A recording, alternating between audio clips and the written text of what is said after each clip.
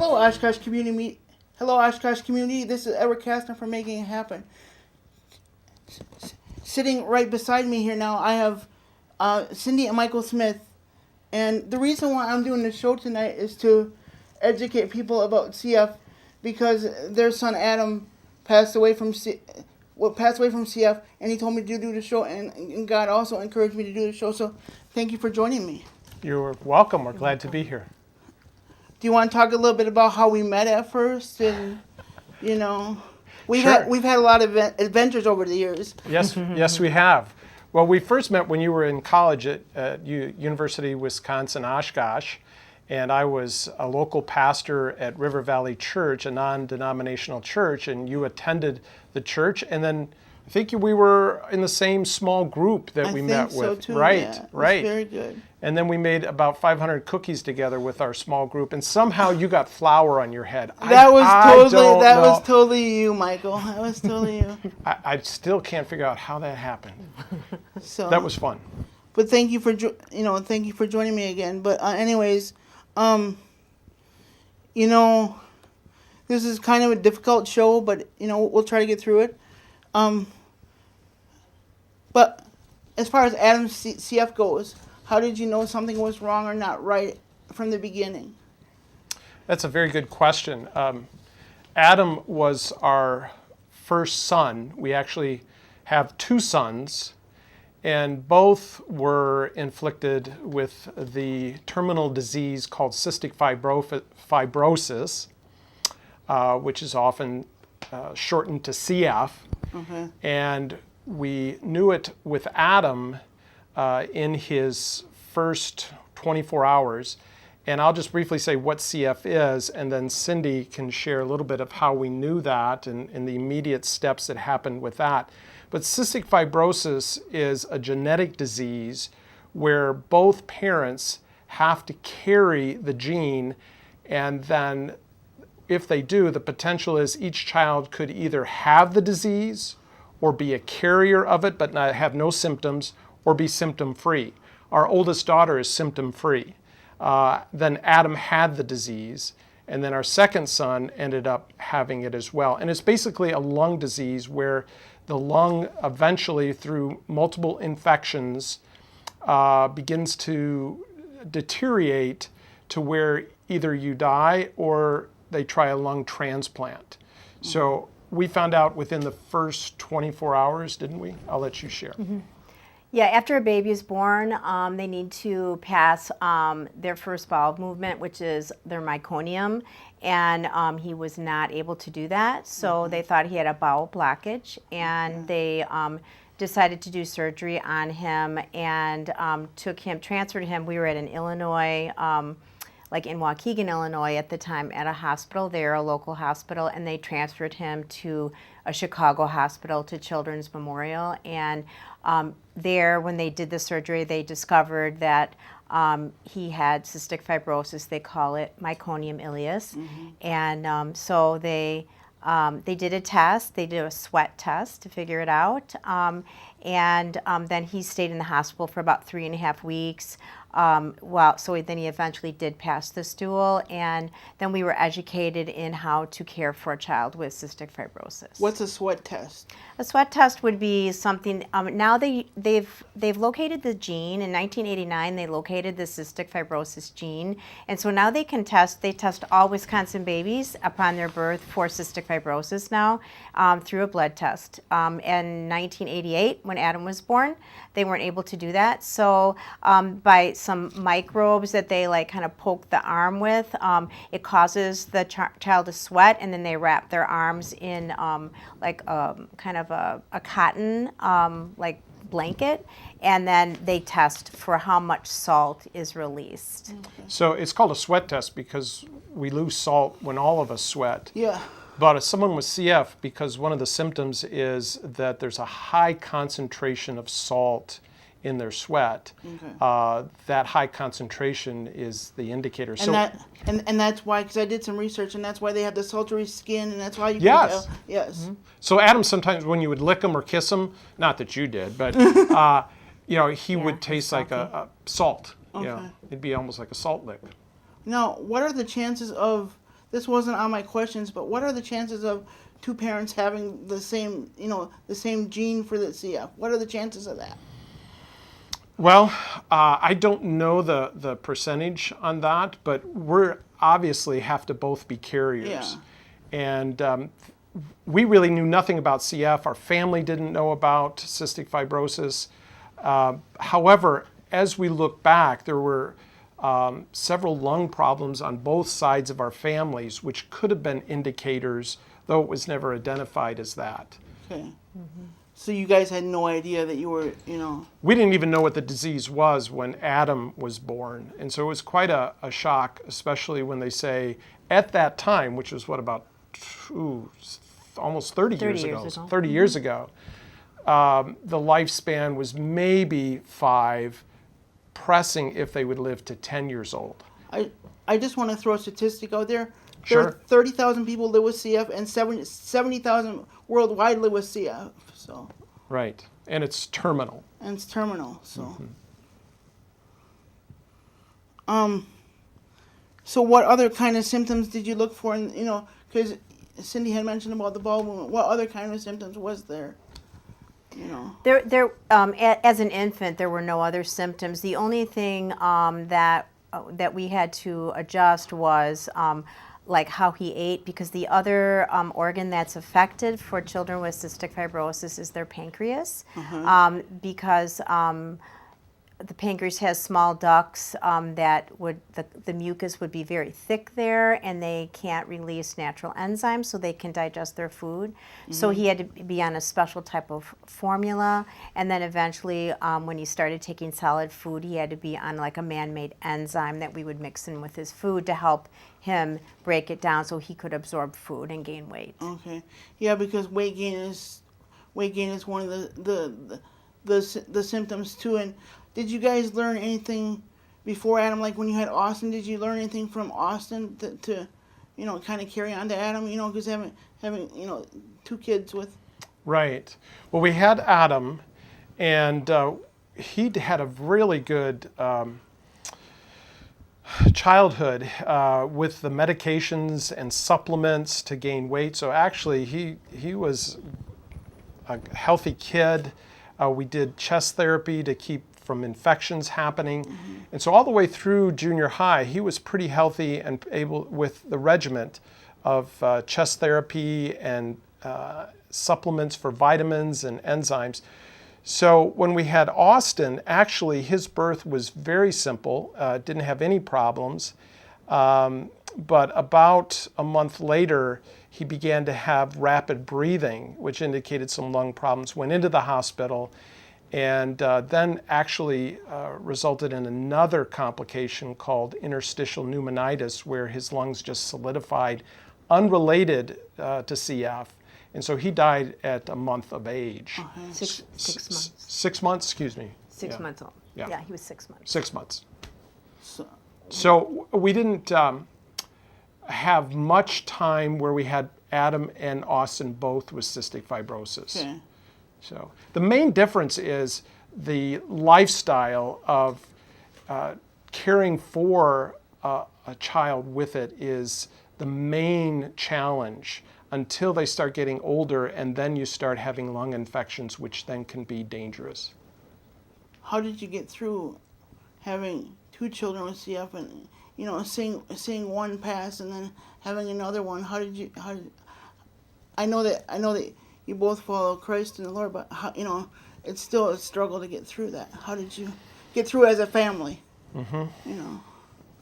I'll let you speak to that, and then I will. I think, sometimes when things like this unexpectedly happen to you as a family,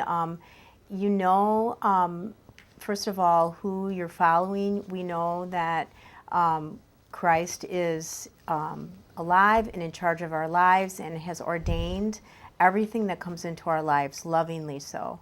And so when this type of thing happens, even though it's hard and painful and unexpected, you really lean heavily into the Lord and look into His Word, what He has to say to you, and really trust Him on a daily basis to give you the strength that you need. I think the other thing too is, the Lord he led us all the way from the time Adam was born until he passed away, being his parents and teaching him who Jesus is and teaching him to trust in the Lord. And the Lord really, gave us victories throughout Adam's life. If I could say in one word how we coped, would be the word hope. That's why I appreciate you letting me bring a painting in that Adam did. Well, it was one of my favorites too, so he really did a good job on this one. It really tells a lot about Right, and there's a difference between hope that we generally think of, like in Webster Dictionary, which is the desire for something, or sometimes we think of the wishful thinking for something. But when Adam did this painting, and when he thought of hope, he took it from what the Bible said. And hope biblically is a certainty of something promised. And so for him, the certainty of a promise that he could have life eternal in Jesus Christ was his hope.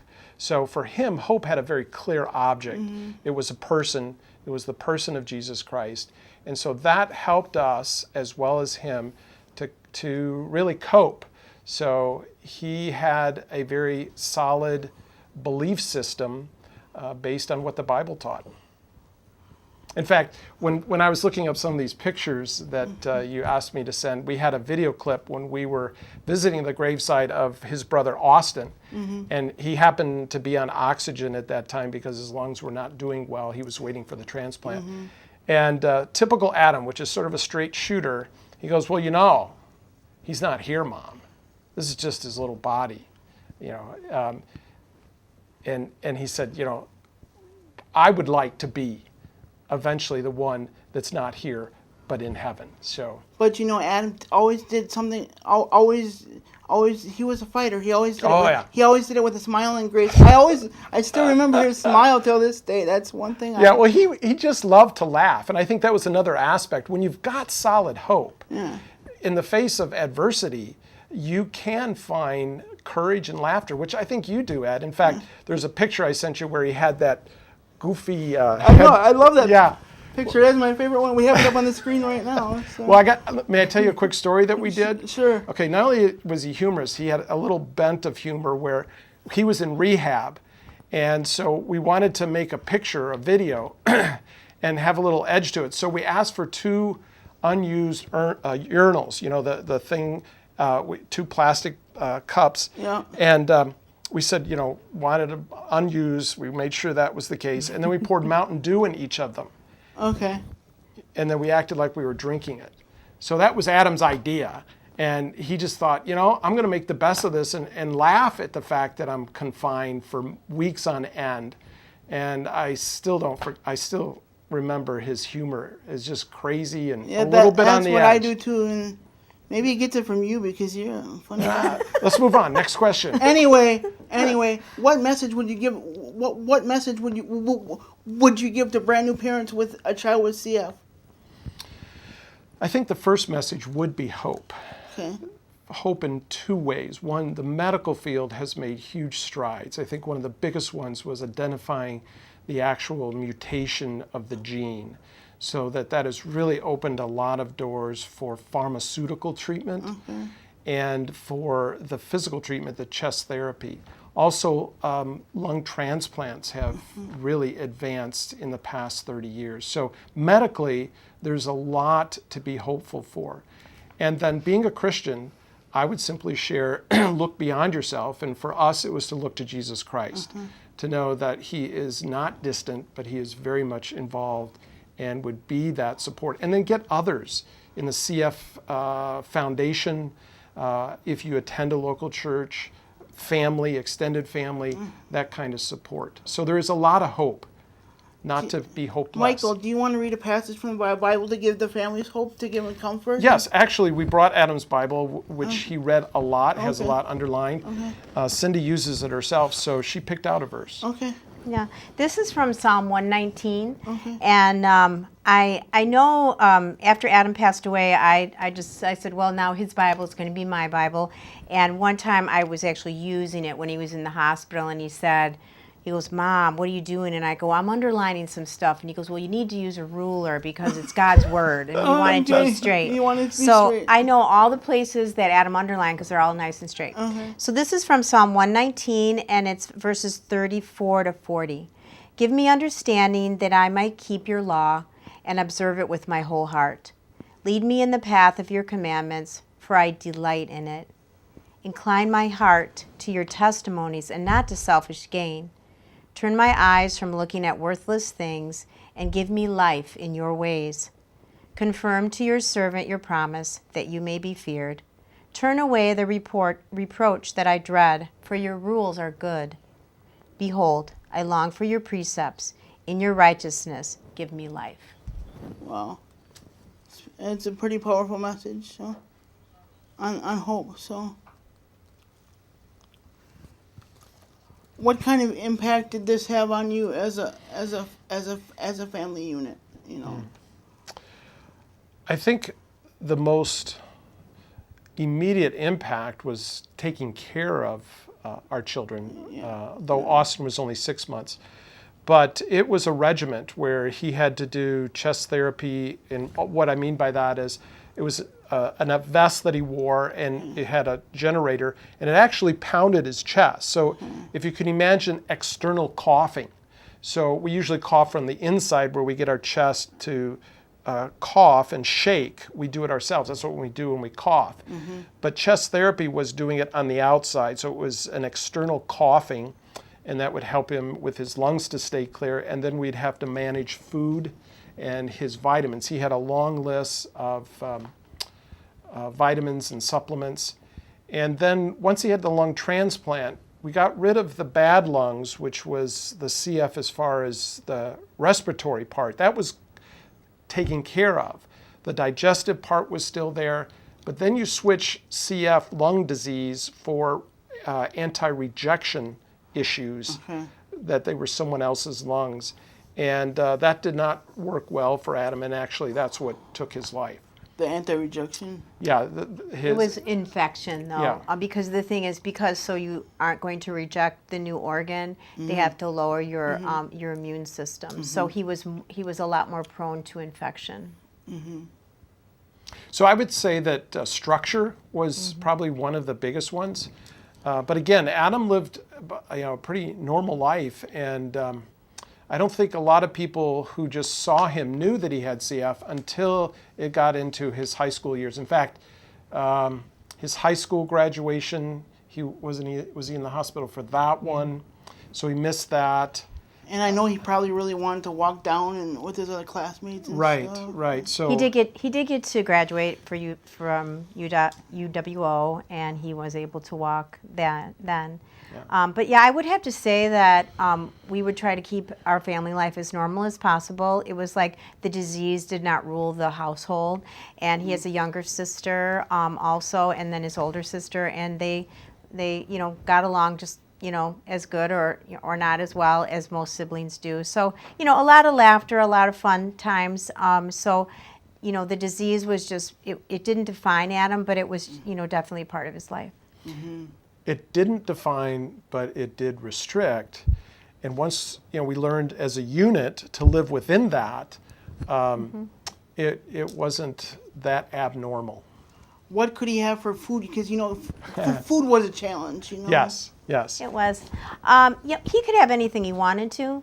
And actually, like most kids that have cystic fibrosis, they're the kids that they need to gain weight anyway. So that's where you give them the ice cream sundaes and all that. And unfortunately, Adam didn't really like that. Okay. He liked, like the chicken breasts and things that cardiac patients are supposed to like. So so sometimes he had to be more purposeful to make sure that he was eating things that were higher in calories. Except for Chicago deep dish pizza. Now that he liked. Yeah, he did like that. Yeah. And let's backtrack a little bit. Sure. How did you explain to Adam that he had CF, or how did you approach that idea of Well, I think, from the beginning, here's a child that he already knows that, twice, 2-3 times a day he's getting chest therapy, he has medications. So he already knows that there's something going on with him. And I don't really recall the exact age, but, we we talked with him, and I think we just told him you have cystic fibrosis, and this is what it means, and this is what is happening to your body. I don't know if we really like directly said, and you might not live as long as everyone else until he was older. But I think, you know, I don't really recall that exact conversation. Right. I would say as a child, we just helped him Manage? Yeah. right. And he just thought it was normal that he got beat by his parents. Okay. You know, we would actually pound his chest because it was before they had the chest therapy. Okay. So we'd pound him and he'd fall asleep. It was very relaxing to him.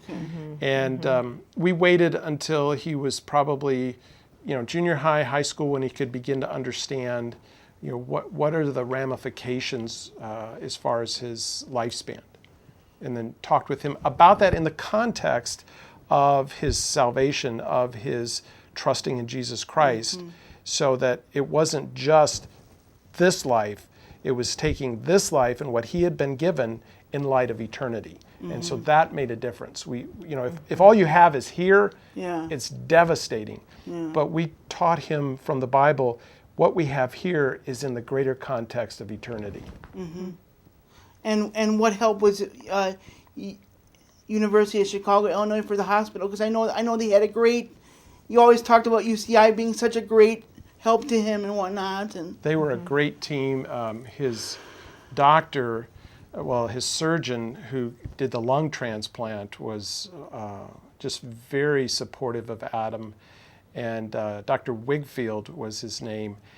And when it finally came to the day, and it happened rather quickly, within about 4 days, Adam went from doing well with with his lungs, but suddenly an infection set in, and within 4 to 5 days, he passed away. And his surgeon, who gave him those lungs or put them in, actually came in and managed his death, and had tears running down his eyes, and we hugged, and for quite a long time he just held on to me, and we shared with him the hope that Adam had.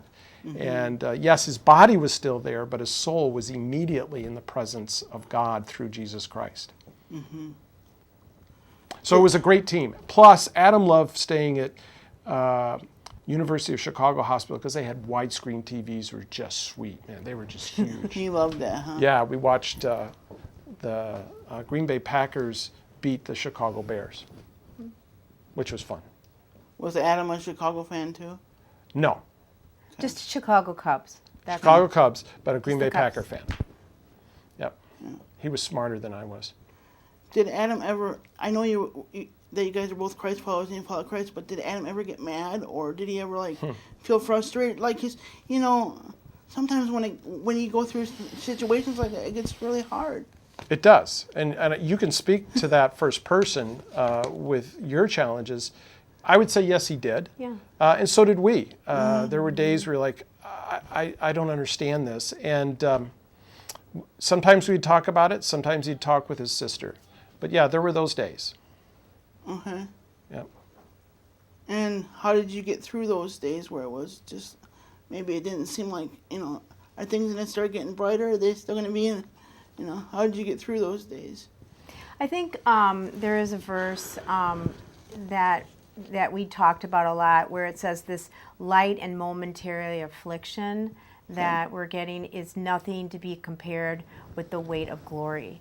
And so, really not making light of your suffering here, but the fact that your suffering does have a purpose, and that it's nothing to be compared with the glory that will be revealed once we're in heaven. And so sometimes it is just it's just knowing and trusting the Lord that what's going to happen after we die, and what will be with Him, and what that will be like. That it's enough. So it's really about the gift of faith that the Lord gives.